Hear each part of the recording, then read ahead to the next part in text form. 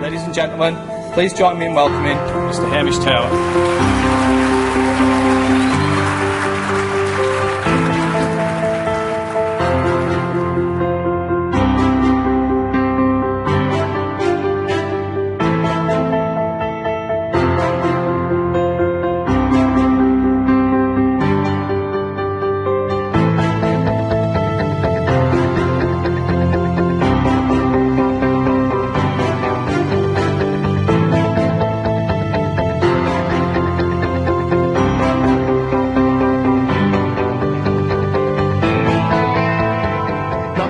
We need to change the way we understand our customers. Customer understanding for me is not about data. It's not about information. It's not about market research reports. It's about insights. It's about getting some knowledge of the customer's world that nobody else has spotted yet, and using that as the basis for your innovation. So soft insights are the key, guys. Get into the customer's world. Yes, do the data. Yes, do the analysis. Yes, have all the numbers. But also get out there and understand that customer's world. Who's your customer going to be? A primary customer, I guess, is probably going to be the person buying the food or buying the family meal. Who are their customers? The rest of the family.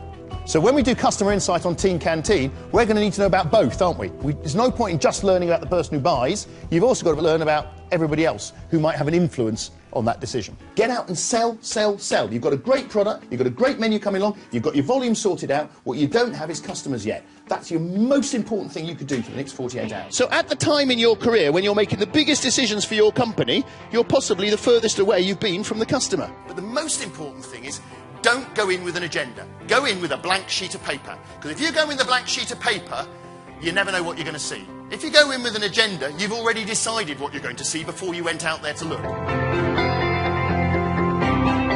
If your frame of reference is the way you do things today, or the way other people in your industry do things, that's fine, but you're only playing catch-up with other people. If you really want to innovate, you need to bring new stuff into your industry for the first time. And that requires the ability to look outside. Every big breakthrough I've seen came from the ability of people to look outside their current environment to new places. We need some help, because this is a disaster. Who knows about queuing? And I thought, well, Disney. I'd been to Disney in Orlando, and I thought they'd get children to queue. Let's come and have a look. These are the guys who design the interior of luxury sailing boats, sailing yachts in the Mediterranean, okay?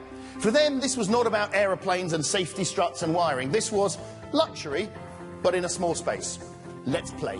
And you can go anywhere. I mean, I use all of these people. They're all people I've worked with, either workshops or I've got them involved in projects I've been working on, because I just believe there's pockets of skill everywhere. The lifeboat people in the UK are fantastic. If you ever want to speed up your processes, go and spend a day with these people.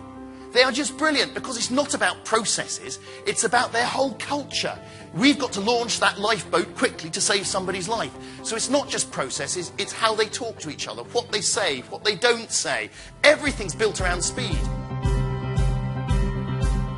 Get a real statement of the customer benefit and the 2 or 3 things you need to be good at to deliver that customer benefit. Keep it as short and simple as possible, 9, 10 words, and make sure that every single member of your organisation knows it and can recite it back to you and can understand how their job can play a part in it. Whatever function they're in, everybody has a role to play in it. And if they don't, you haven't put the customer at the centre of your business. There are 9 words in blue there. Those 9 words became the key to British Airways totally dominating business class travel through the 1990s. Why? Number 1, because there are only 9 words.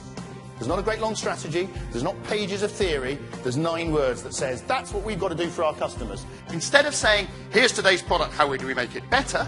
You're now saying, arrive ready for business. How else could you do that? It stimulates totally different thinking, and that thinking is grounded in the customer. If people think they can achieve the goal that you're setting by doing exactly what they've done before, but just doing it by working a bit harder or a bit faster, that's the comfort zone that they'll go back to. So the important thing is that you set an objective and a goal where people look at it, think it's quite exciting, but realise at the outset they're going to have to change if they're going to get there. It was all very well to understand what you're supposed to do. And sometimes the barrier to innovation is not that your staff don't understand. Often they do understand.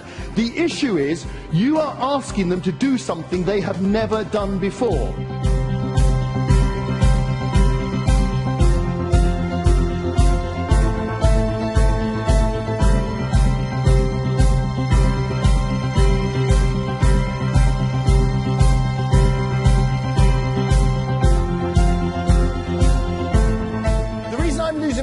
is I've spent years and years standing in hotel shower rooms pouring mouthwash on my head. Crazy. Absolutely crazy. And it's one person wide. It keeps moving. Now, you still queue for the same amount of time, and you still have to zigzag up and down 3 times the distance, but what's going on in your head? This queue is moving. And as a result, you can queue for the same amount of time and get less complaints. You like to line yourselves up across here between the 2 cones. So if you like to come to this cone here, this disc rather, yeah, no, just stand beside it, it's fine. That's perfect, lovely. Right, my insights about my customers' world tell me I am now at 77 minutes instead of my 75. I need to get off the stage because I'm in Germany. It is a capital offence to go 2 minutes over your time in Germany. So thank you very much for your time.